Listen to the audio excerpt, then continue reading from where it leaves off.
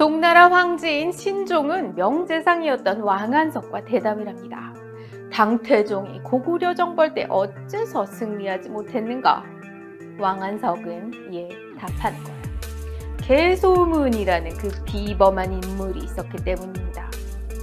초강대국인 당나라, 그 중에서도 중국 역사상으로 최고의 명군으로 손꼽히는 이 당태종을 패퇴시킨 연개소문은 중국에서도 유명합니다. 그를 두려워했던 중국인은 중국의 경극에서 연개소문을 대단한 힘과 또 능력을 지닌 그런 빌런으로 등장시키게 되는 거예요. 그런데 문제는 그가 죽고 불과 3년 뒤에 고구려가 멸망했다는 데 있습니다. 과연 그에게는 고구려 멸망에 대한 책임이 없을까요? 이 시점에서 우리의 궁금증이 커지는 거죠. 연개소문, 그는 과연 영웅인가요? 아니면 고구려 멸망의 단초를 제공한 그런 인물일까요? 연개소문은 고구려의 명문가에서 태어났습니다. 그의 조상은 고구려의 망리지 자리를 역임했는데요. 이 망리지는 고구려의 최고급 직책 중에 하나입니다. 연개소문은 아버지가 죽은 뒤에 그 아버지의 직책을 이어야겠다라고 했지만 다른 귀족들이 저 연개소문은 성격이 잔인해 라는 이유로 그런저런 이유로 반대를 하게 되는 거예요. 이때 연개소문의 반응이 우리가 아는 연개소문과는 사뭇 다릅니다. 연개소문은 자신을 반대했던 귀족들을 다 죽였어요. 가 아니고 일일이 찾아다니면서 머리를 조아리고 사죄하고 제발 나 좀 관직에 나갈 수 있게 해달라고 간청을 했던 것입니다. 이러한 결과 연개소문은 아버지의 직책을 잊게 되는 것입니다. 그 후에 연개소문은 천리장성을 쌓는 그 일을 감독하게 되는데요. 연개소문에게 이 일을 맡긴 이는 고구려의 영양왕이었습니다. 그런데 그 영양왕이 연개소문을 왜 거기로 보냈을까요? 아무튼 연개소문을 외곽으로 보낸 거잖아요. 이게 연개소문을 경계에서 보낸 것인지 아니면 연개소문을 지극히 신뢰했기 때문에 맡겼는지 그의 의도는 지금 알 수는 없습니다. 하지만 연개소문은 천리장성 감독을 맡게 된 그해 10월에 쿠데타를 일으킵니다. 삼국사기나 일본 서기 등을 포함한 사료에 나타난 그의 쿠데타 전모는 다음과 같습니다. 영류왕은 여러 대신들과 함께 연개소문을 죽이려고 모였지만 이 사실을 연개소문이 먼저 들은 거예요. 그래서 선수를 쳐버린 거죠. 그는 왕도를 지키는 병사들을 동원해서 사열식을 개최하고 왕과 대신들을 다 초대하게 되는 거예요. 초청받은 사람들이 이제 다 도착했어요. 그러니까 연개소문의 살벌한 피잔치가 시작되었습니다. 그는 숨겨둔 병사들을 통해서 180여 명에 달하는 대신들을 일거에 다 죽여버린 것입니다. 연개소문은 미처 피난하지 못한 영류왕을 찾아내서 살해했고 분풀이라도 하듯이 시신을 여러 토막으로 잘라서 도랑에 던져버렸습니다. 쿠데타에 성공한 연개소문은 영류왕의 조카인 보장왕을 왕위에 올리고 본인은 망리지로 취임하게 되는 것입니다. 정권을 잡은 연개소문은 공포정치를 실시했습니다. 그는 주위 사람들에게 위압감을 주기 위해서 칼을 5자루나 차고 다닌 거예요. 그리고 말을 타고 내릴 때는 무장을 엎드리게 해서 발판으로 삼았던 거예요. 하지만 그의 권력이 고구려 전역을 완벽하게 장악한 것은 아니었으니 한 가지 예가 연개소문과 안시성 성주와의 충돌이었던 거예요. 당시에 안시성 성주는 연개소문에게 고분고분하게 복종하지를 않았고 연개소문은 이거 안 되겠다 이래가지고 이것을 응징하려고 군대를 보냈지만 끝내 성을 함락시킬 수는 없었습니다. 안시성 하니까 여러분 당태종을 물리친 그 안시성 기억하시죠? 영화도 다들 보셨나요? 아무튼 그 안시성이에요.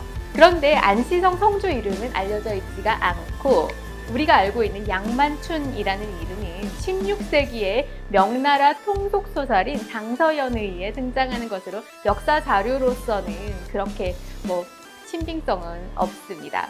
그렇다면 연개소문은 과연 정권을 잡은 뒤에 정치를 잘했을까요? 여기에 대한 기록은 충분하지 않습니다. 하지만 그의 외교 능력에 대해서는 여러 기록을 통해서 짐작할 수가 있는데요. 결론적으로 저는 그의 외교 능력에 좋은 점수를 줄 수는 없습니다. 아니, 그의 잘못된 외교로 고구려 멸망의 길을 열었다라고도 할 수 있을 것 같습니다. 쿠데타에 성공한 642년 그에게 신라에서 준수한 청년 하나가 찾아왔어요. 그가 누구냐? 신라의 유력자인 김춘추였습니다. 당시 신라는 백제에게 40여 성을 잃고 유충지인 대하성까지 함락당한 상태였어요. 김춘추는 그의 사위를 이때 잃게 됐던 거예요. 김춘추는 그래서 고구려하고 손을 잡고 백제하고 대항하기 위해서 온 거였어요. 하지만 어떻게 된 건가요? 연개소문은 신라를 우습게 본 거예요. 김춘추를 그래서 구금해버리고 신라가 차지했던 옛 고구려 땅을 돌려주라고 한 거예요. 아니, 고구려의 최대 적은 당나라가 아닌가요? 이런 와중에 신라까지 적으로 삼아버려요? 이 일이 계기가 돼서 김춘추는 당나라로 건너가서 나당연합을 결성해서 결국 고구려를 위와 아래쪽으로 협공할 수 있는 길을 열게 된 것입니다.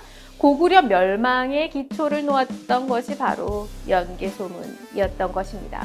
그렇다면 당나라에 대한 연개소문의 입장은 어떠했나요? 우리는 연개소문을 대당강경론자로 알고 있죠.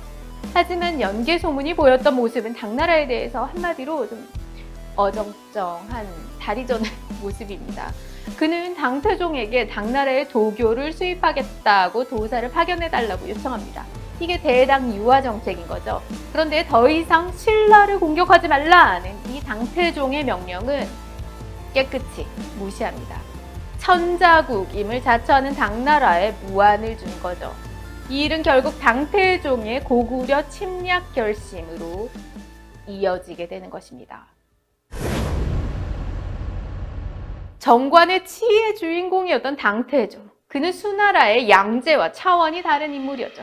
군사적인 재능 또한 뛰어났습니다. 당태종이 이끄는 당군은 라오어강 일대의 고구려 성들을 하나하나 제압하고 요동선 방어선의 마지막 보루라고 할 수 있는 어디? 안시성마저 포위했죠. 연개소문은 15만 대군을 급파하긴 했지만 당태종의 전술에 밀려서 괴멸당하고 맙니다. 바야흐로 고구려 멸망의 위기가 닥친 것입니다. 하지만 여러분도 잘 아시다시피 안시성이 기이할 정도로 잘 버텨준 거죠. 여러분, 삼국지 잘 보셨죠? 이러한 상황이라면 안시성을 수만의 군대로 포위한 뒤에 별동대를 조직해서 평양성을 착 공격하면 되지 않을까요? 하지만 당태종은 그렇게 하지는 못해요. 그 정확한 이유는 잘 모르겠지만 아마도 수양제의 패배에 대한 그런 생각이 꼬리에 꼬리를 물었기 때문이 아닐까요? 수양제의 경우는 요동성에 탁 발이 묶여가지고 별동대를 평양성에 보내서 공격하고자 했지만 고구려의 을지문덕에게 크게 패하고 만 것이죠. 이러한 가운데 날씨는 막 추워지고 천하의 당태종도 실패를 인정하고 퇴각하자라고 한 것입니다. 안시성의 승리는 고구려의 승리였고 이는 곧 고구려의 집권자인 연개소문의 승리였던 것입니다. 665년 고구려를 철권으로 지배하던 연개소문은 사망하게 됩니다. 그의 첫째 아들 남생이 후계자가 됩니다. 고구려의 최고 통치자가 된 남생은 지방 순차를 떠나면서 동생인 남건과 남산에게 국사를 맡기게 됩니다. 그런데 이때 어떤 사람이 남생의 동생들에게 야, 형이 너희 둘을 다 죽이려고 해. 이런 제보를 하게 되는 거예요. 그리고 남생에게도 야, 두 동생이 너를 제거하려고 해 라고 제보를 한 거예요. 의심을 품은 남생은 전후 사정을 알아보기 위해서 평양으로 몰래 사람을 보내는데 하필 이 사람이 그 두 동생한테 붙잡혀버리고 만 거예요. 남생의 동생들은 형이 왜 우리들의 뒷조사를 할까 그런다는 생각에 마음이 막 흔들리게 되는 거죠. 그래서 두 동생은 왕명을 내세워서 형을 평양으로 부르게 됩니다. 그런데 여러분, 의심이 커질 대로 커진 그 남생이 과연 평양성으로 올까요? Nope. 올 리가 만무합니다. 이에 결심한 남생의 동생들은 평양에 남아있던 남생의 아들을 살해한 뒤에 국정을 장악했습니다. 이 상황에서 남생이 선택할 수 있는 길은 과연 뭐가 있을까요? 남생은 결국 당나라로 투항했고 당나라는 남생을 길잡이로 해서 고구려를 공격했던 것입니다. 어떻게요? 고구려의 모든 것을 손금 보듯 훤히 알고 있는 남생이 있었으니까.